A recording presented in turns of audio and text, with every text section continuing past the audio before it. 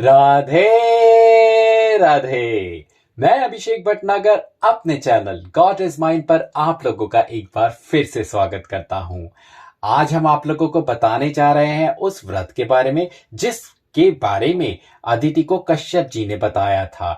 और अदिति ने व्रत किस लिए रखा था? क्योंकि अदिति चाहती थी कि उसको एक ऐसे पुत्र की प्राप्ति हो जो कि दैत्यों के राजा बलि के ऊपर विजय प्राप्त कर सके। तो यह तो कहानी एक बहुत रोचक कहानी है, क्योंकि देखिए कई बार क्या होता है, अब अदिति जी जो हैं वो परेशान हैं कि दैत्य किस तरीके से देवताओं के ऊपर हमलावर हुए जा रहे हैं और देवता छुपे हुए हैं। और पास्ट में यानी कि अतीत में ऐसा हुआ था कि जो अदिति जी की बहन दिति है, वो जो कि राक्षसों की माता थी, वो परेशान थी कि देवता हावी हुए जा रहे हैं और मेरे पुत्र जो दैत्य हैं वो उनके ऊपर दैत्य देवताओं का बल चले जा रहा है। तो उस वक्त भी वो परेशान थी।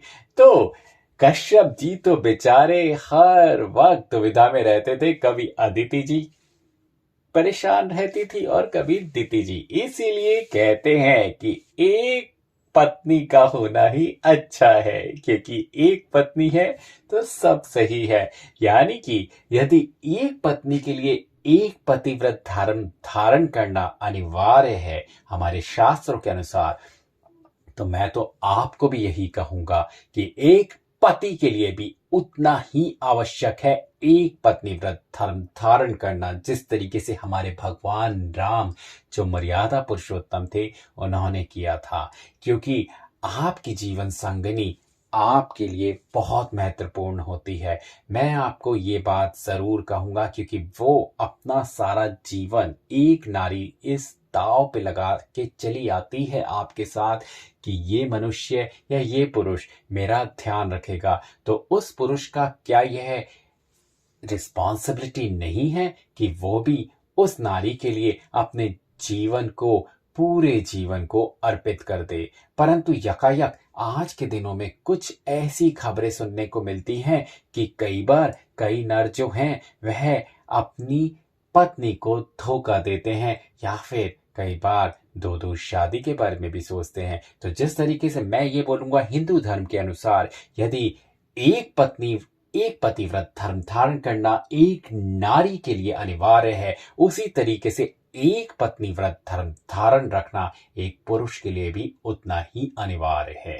तो यह तो आज का केवल एक वचन था जो कि मैं आपको केवल इसलिए बता रहा हूं क्योंकि किस तरीके से कश्यप जी दो दो पत्नी होने की वजह से हर वक्त एक विवेचना में रहते थे कि आज इसको खुश करूं, आज इसको खुश करूं, इसको खुश करता हूं तो वो दुखी हो जाती है, उसको खुश करता हूं तो ये दुखी हो जाती है। तो इसके लिए तो यह भी अच्छा है कि आप हमेशा एक पत्नी व्रत धर्म ही धारण करें। करते हैं आज के दिन की शुरुआत आज की कथा के साथ। सुखदेव जी बोले, हे परीक्षित, अदिति ने उसी तरह व्रत रखकर शुद्ध अंतःकरण से परमेश्वर के चरणों का ध्यान किया। व्रत संपूर्ण होने पर आदि पुरुष भगवान प्रसन्न होकर चतुर्भुजी रूप जड़ाओ मुकुट पहने, वैजंती माला गले में डाले, मंद मंद मुस्कुराते हुए उसको दर्शन देने के लिए आए। अदिति ने उन मोहनी मूर्ति को देखकर अति हर्ष से दंडवत पूजा व परिक्रमा करके स्तुति की। नारायण जी ने कहा, आप क्या चाहती हैं? जो कुछ आज्ञा या इच्छा हो सो वरदान मांग लें। अदिति हाथ जोड़कर बोली, हे महाप्रभु अंतर्यामी वैकुंठनाथ, मुझे तो बस यही अभिलाषा है कि दैत्य से राज छूटकर इंद्रादिक देवता जो मेरे बेटों को इंद्रासन फिर से मिले। यह बात सुनकर नारायण जी ने कहा, हे दिति, हे अदिति माता, आप जो चाहती हैं कि जिस तरह इंद्राणी आदिक आपकी पतोहू दुख पाती हैं, उसी तरह दैत्यों की स्त्रियां भी कष्ट पाएं। सो राजा बलि ने 100 यज्ञ करके मुझको बहुत प्रसन्न किया है और वह गुरु व ब्राह्मण की भक्ति रखते हैं। इस कारण मैं उनका राज्य बड़जोरी तो छीन कर नहीं ले सकता।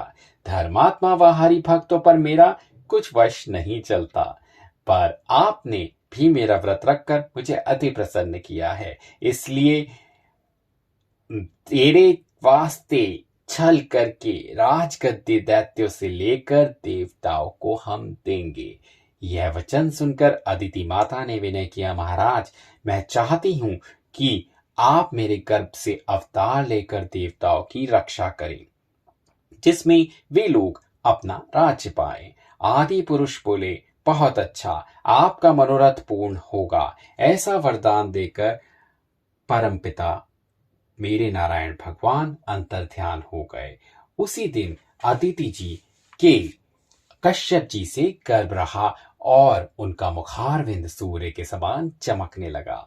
जब 10वें महीने बालक होने का समय निकट पहुंचा, तब ब्रह्मा जी और महादेवादिक देवताओं ने अदिति जी के स्थान पर आकर उनकी गर्भ स्तुति करके विनय किया कि हे वैकुंठनाथ महाप्रभु, आप देवताओं का दुख छुड़ाने के वास्ते अवतार लेते हैं। आपके सिवा और कौन उनकी स्तुति ले सकता है।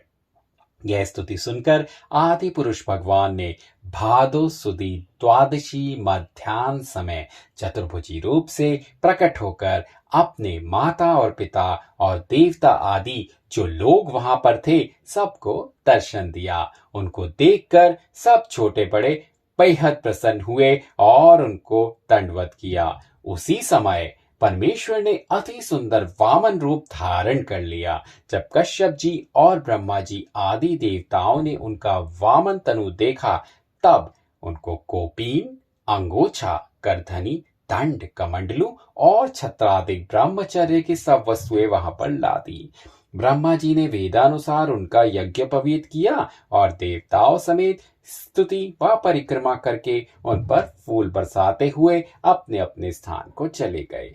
अप्सराओं ने अपने अपने विमानों पर आकर आकाश से नाच दिखाया। गंधर्वों ने गाना सुनाया और कश्यप जी ने उनकी बहुत स्तुति की। उस समय तीनों लोकों में आनंद व मंगलाचार हो गया। अब आते हैं 18वें अध्याय की तरफ।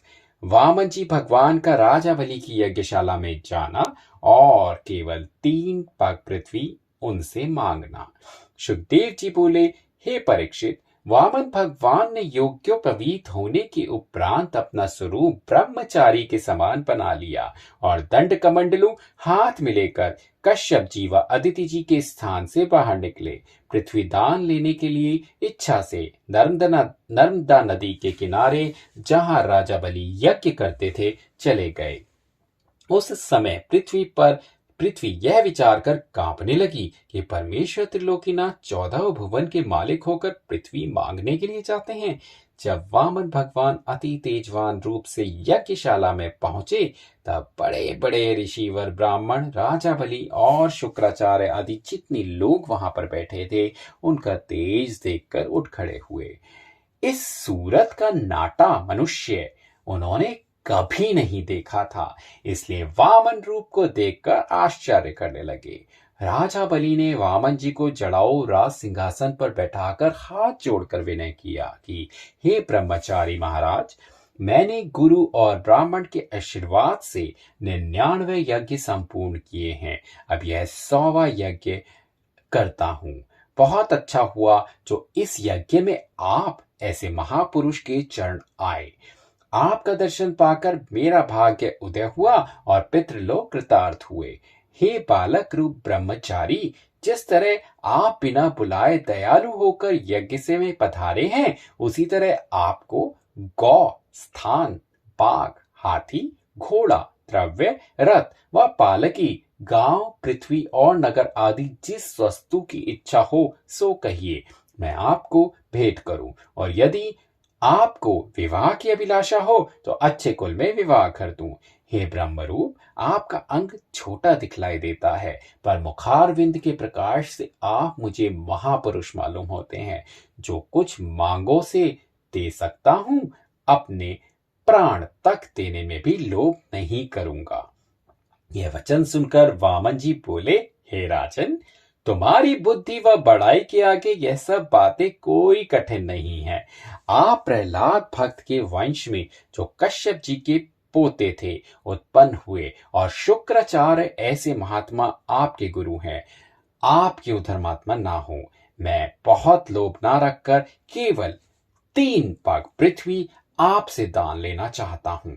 वहां कुश का आसन बिछाकर हरिभजन आरंभ करूंगा। यह बात सुनते ही राजा बलि हंसकर बोले,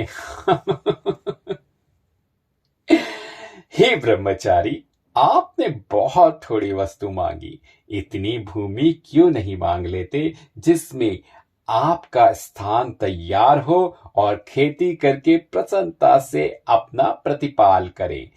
फिर आपको संसार में किसी वस्तु की इच्छा ना रहे और दूसरे किसी से कुछ मांगना ना पड़े।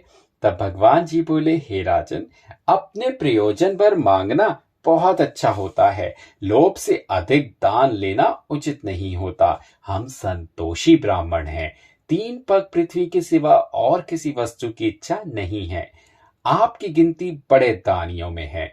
सो जो आपने मुझे इच्छा पूर्वक दान मांगने को कहा, दूसरे मनुष्य तो अपनी सामर्थ्य के प्रमाण दान देते हैं।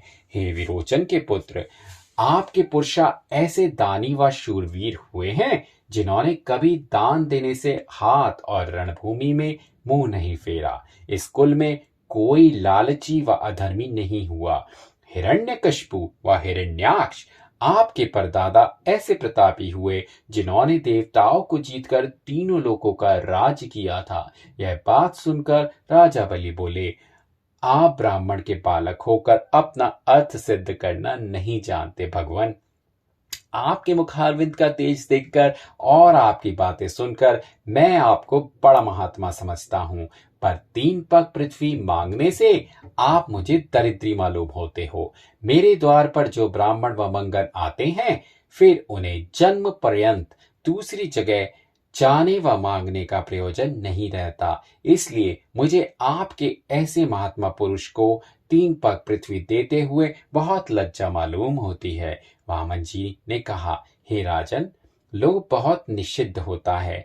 अधिक तृष्णा रखने से ब्राह्मण का तेज व धर्म नहीं रहता।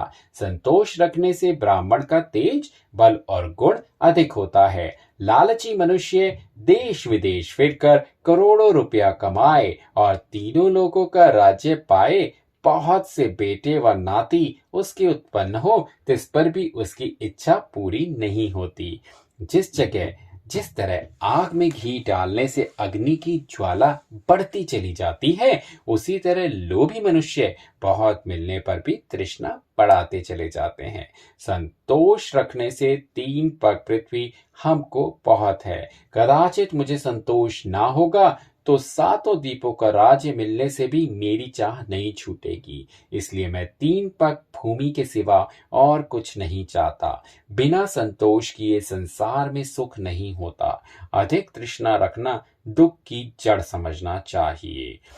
अर्ब खर्ब लो द्रव्य है, उदय अस्त लो राज।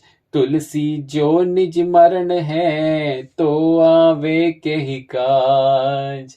बहुत ही सुंदर इस कथा में हमको निष्कर्ष निकला है। मैं मानता हूं, मैं क्या, हम सभी को ये मानना चाहिए कि तृष्णा तो कभी खत्म नहीं होती। आप जितना कमाते चले जाते हैं, तृष्णा तो आपकी बढ़ती ही चली जाती है। जो 10,000 रुपए कमाने वाला होता है, वह कहता है कि काश मुझे 15,000 रुपए मिलते तो कितना अच्छा होता।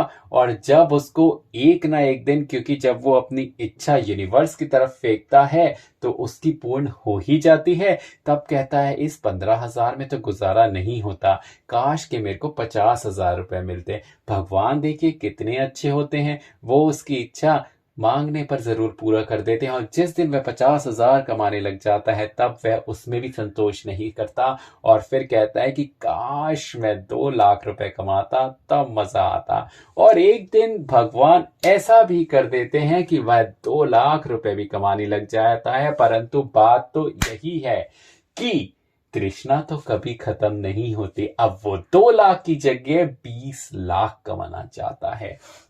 मानो या ना मानो, भगवान प्रार्थना तो जरूर पूरी करते हैं यदि दिल से मानी जाती है। परंतु जो खुशी उसको 10,000 रुपए में नहीं मिली थी, तो वो चाहे 10 करोड़ रुपए भी कमा ले, उसको खुशी उसमें भी नहीं मिलेगी।